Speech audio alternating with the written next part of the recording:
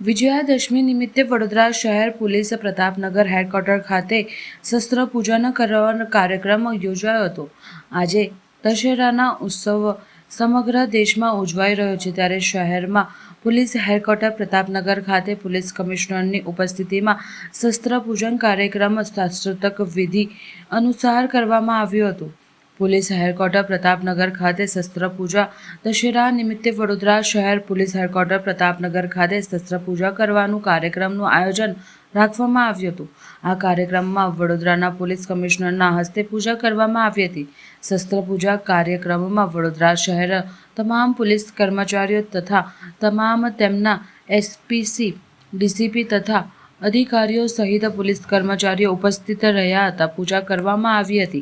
આ પૂજામાં શસ્ત્ર પૂજા અને અશ્વ પૂજા અને વાહન પૂજા બ્રાહ્મણો દ્વારા કરવામાં વિધિસર રીતે કરવામાં આવી હતી। અહીંયા વડોદરા શહેરમાં સુલેહ શાંતિ જળવાઈ રહે તેવી પ્રાર્થના કરવામાં આવી હતી। વડોદરા શહેર પોલીસ કમિશનરે જણાવ્યું હતું કે દશેરાના નિમિત્તે આજે પોલીસ મુખ્ય મથક ખાતે આપણે આયુધ પૂજા કાર્યક્રમનું આયોજન કરી હતી।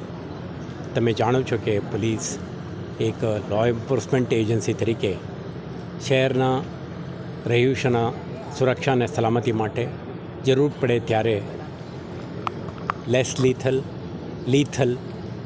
વેપન્સનો પણ ઉપયોગ કરીને આપણે કેટલાક ક્રિમિનલ, ડિસરપ્ટિવ અને ટેરરિસ્ટ એલિમેન્ટ્સને આપણે સામના કરતા હોઈએ છીએ।